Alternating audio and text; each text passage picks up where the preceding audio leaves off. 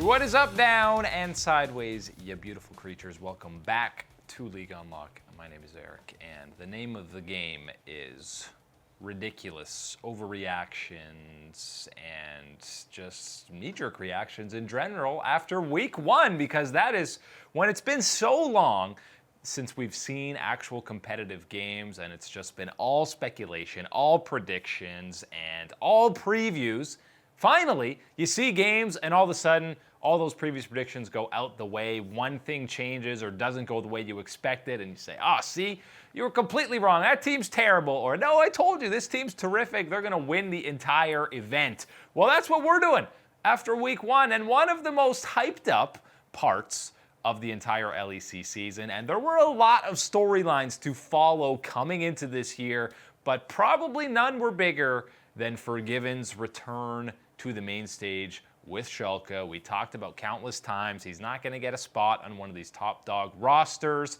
He's going to have to kind of make his way through the middle to bottom tier of LEC teams. He gets onto Schalke. He's been destroying solo queue. And we know the God-given talent that this guy has, but week one didn't quite go as planned for him, as Schalke went 2 in some matches that they probably could have done. But the massive overreaction and reach is he's a bottom 2 AD carry in the LEC, and a lot of that is to speak to how absolutely stacked the rest of the field is. But the only one you can confidently say that he's probably better than after week one is Bvoy, or B-Voy, however you'd like to pronounce it, on Misfits, because the other 8 AD carries had pretty impressive debuts in week one, whether it's the youth movement and new rookies coming in Carzy or Comp, or the old veterans continuing to be incredible and upset reckless. Even Hans Sama had the highest KDA among all AD carries this week.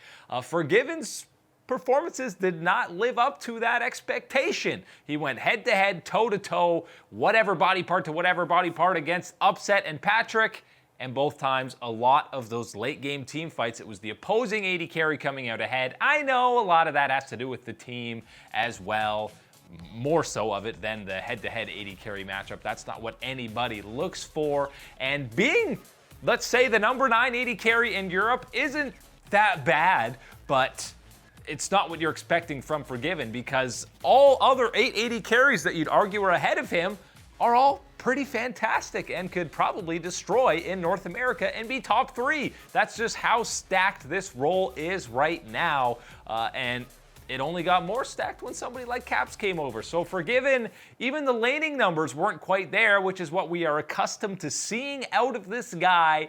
And now I say accustomed to seeing, I mean accustomed to seeing back in 2016 when he was playing on the big stage. We will continue to monitor if he can play these more meta champions in Aphelios and Senna, because they are going to be perma-pick and banned for the entirety of the spring split, probably through to MSI, maybe halfway through to summer, before the final Worlds patch, where they will be completely gutted and everybody will have to learn completely new champions as opposed to the ones that they have been playing for 8+ months. But for now, we'll have to see if he's able to play those, but not the debut you were hoping for if you are a Forgiven or Schalke fan, and there's only 16 games left to completely disprove everything that we have talked about so far. But right now, the Boomer APM doesn't live up to the hype that some of these other players have in the LEC.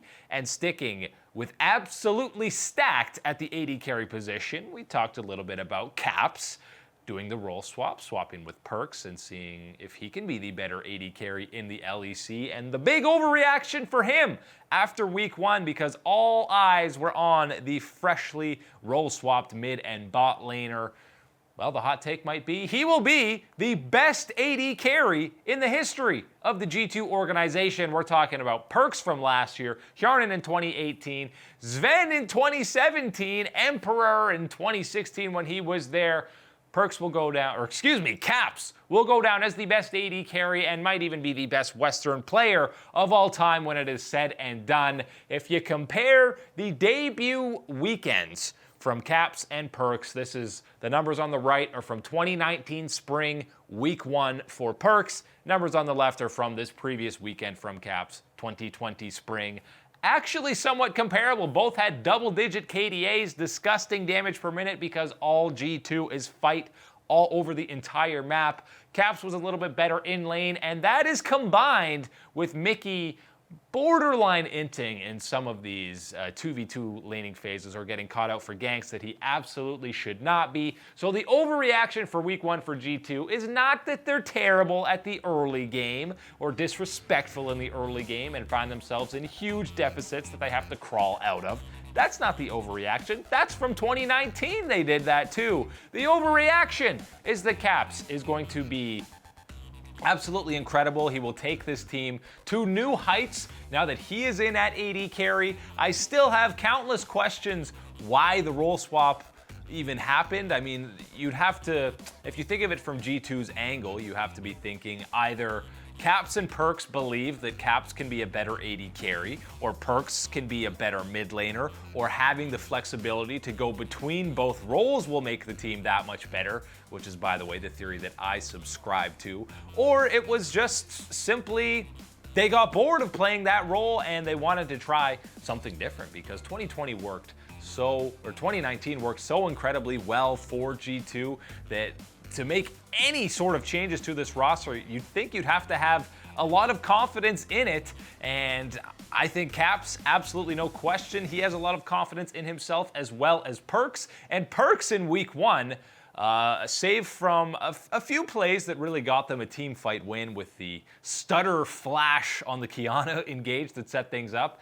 Caps was absolutely destroying these late game team fights, even though Mickey was not doing so well in lane. You would think the new duo, it would be Caps that would be the question mark. And the big issue with him is that even when he was clearly the best mid laner in the West, he still had a lot of deaths that he was racking up and getting caught out a lot as a mid laner. So when he came to the bottom lane, it was, oh boy, you can't die as an AD carry. They always have the best KDAs on the squad because they're playing these backline champions and are absolutely terrified of getting one shot by every other character on the map. But he died once. Twice in the entire weekend. He was deathless in the first game, 2 deaths in that second match. And even though he was put behind early on the Xayah, he immediately bounced back and carried a lot of those team fights. His positioning is incredible for a guy who has now played 2 games basically in the bot lane.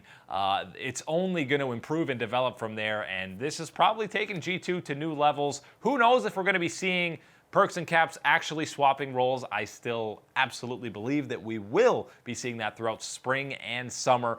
But after week 1, you can fully say that the experiment has worked for G2. Caps will be able to play these traditional AD carries absolutely no problem. We'll even see if he bothers playing mages down there because he's already so damn good at these AD carries and marksmen. He might just be popping off on them for the entire calendar year.